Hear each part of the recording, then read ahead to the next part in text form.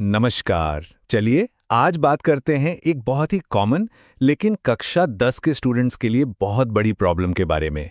पढ़ाई पर फोकस कैसे करें। क्या कभी ऐसा होता है कि किताब तो सामने खुली है पर दिमाग में कुछ और ही चल रहा है? कभी दोस्तों की बातें तो कभी सोशल मीडिया की फीड। अगर ऐसा होता है तो चिंता की कोई बात नहीं। ये एक ऐसी चुनौती है जिसका सामना लगभग हर स्टूडेंट करता है। तो सवाल ये है कि आखिर हमारा ध्यान भटकता ही क्यों है। देखिए, किसी भी प्रॉब्लम को सॉल्व करने का पहला स्टेप होता है उसे समझना। और ये समझना जरूरी है कि ये किसी की कोई कमी नहीं है, बल्कि एक आम सी बात है जिसका हल निकाला जा सकता है। असल में ना हमारा दिमाग कुछ इसी तरह से डिजाइन हुआ है। ये हमेशा नई और दिलचस्प चीजों की तरफ भागता है। सोचिए, हजारों साल पहले ये आदत हमारे सर्वाइवल के लिए जरूरी थी। लेकिन आज की दुनिया में जहां हर तरफ फोन की नोटिफिकेशंस और अनगिनत डिस्ट्रैक्शंस हैं, यही आदत हमारे फोकस की सबसे बड़ी दुश्मन बन गई है। तो फिर इस पर काबू कैसे पाया जाए? इसकी शुरुआत किताब खोलने से भी पहले होती है। हमारा सबसे पहला कदम है अपनी पढ़ने की जगह को एक फोकस जोन में बदलना। एक ऐसी जगह जहां डिस्ट्रैक्शंस की नो एंट्री हो। ये 4 बहुत ही आसान से नियम हैं, लेकिन कमाल का काम करते हैं। पहला, आपकी टेबल एकदम साफ सुथरी हो। जितनी कम चीजें उतना कम भटकाओ। दूसरा, मोबाइल फोन को दूर रखें, हो सके तो किसी दूसरे कमरे में।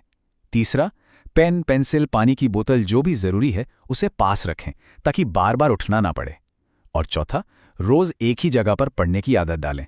इससे आपके दिमाग को सिग्नल मिलता है कि भाई अब फोकस करने का टाइम हो गया है। माहौल तो ठीक हो गया, लेकिन अब बात करते हैं समय की। अगला कदम है टाइम मैनेजमेंट। और यह सिर्फ एक टाइम टेबल बनाने के बारे में नहीं है, बल्कि अपने समय के बॉस बनने के बारे में है। इस स्लाइड पर जरा ध्यान दीजिए। यहां पढ़ाई के 2 तरीके दिखाए गए हैं। ज्यादातर स्टूडेंट्स रिएक्टिव मोड में होते हैं, मतलब जब मूड हुआ या एग्जाम सिर पर आ गए तब पढ़ने बैठ गए। लेकिन जो टॉपर्स होते हैं वो प्रोएक्टिव होते हैं। वो पहले से प्लान बनाते हैं और तय समय पर पढ़ते हैं, चाहे मन हो या ना हो। यही अनुशासन, यही कंसिस्टेंसी कंसंट्रेशन की असली नींव है। ठीक है, तो माहौल सेट है, टाइम मैनेजमेंट का प्लान भी है, लेकिन जब पढ़ने बैठते हैं तब क्या? चलिए अब एक ऐसी साइंटिफिक टेक्निक के बारे में जानते हैं जो आपके फोकस को बिल्कुल वैसे ही ट्रेन कर सकती है जैसे जिम में मसल्स को ट्रेन किया जाता है। इसका नाम है पोमोडोरो टेक्निक। नाम सुनने में थोड़ा फैंसी लग सकता है, पर इसका सिद्धांत बहुत ही सीधा सा है। घंटों तक लगातार पढ़ने के बजाय पढ़ाई को छोटे छोटे हिस्सों में बांट दो। 25 मिनट का गहरा फोकस और उसके बाद एक छोटा सा ब्रेक। ये ब्रेक एक इनाम की तरह काम करता है। देखिए ये कितना आसान है।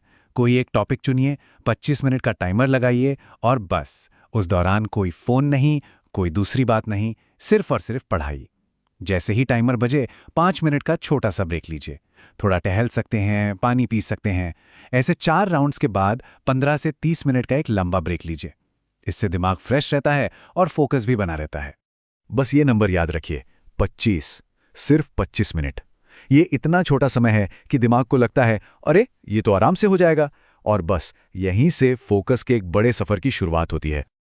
लेकिन रुकिए, क्या सिर्फ सही टेक्निक और माहौल से ही फोकस आ जाता है? शायद नहीं। एक और बहुत जरूरी चीज है जिसे अक्सर नजरअंदाज कर दिया जाता है, और वो है हमारा अपना शरीर। हमारा दिमाग हमारे शरीर से अलग नहीं है। अगर शरीर थका हुआ है तो दिमाग भी फोकस नहीं कर पाएगा। इसलिए 7 से 8 घंटे की अच्छी नींद, पौष्टिक खाना और भरपूर पानी और थोड़ी बहुत फिजिकल एक्टिविटी, ये सिर्फ अच्छी सेहत के लिए नहीं बल्कि पढ़ाई पर ध्यान लगाने के लिए भी बेहद जरूरी हैं। तो इस पूरी चर्चा का सार यह है कि फोकस एक मसल की तरह है जिसे प्रैक्टिस से मजबूत किया जा सकता है।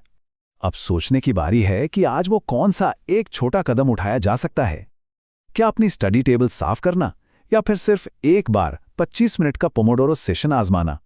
याद रखिए, हर बड़ी सफलता की शुरुआत एक छोटे से कदम से ही होती है।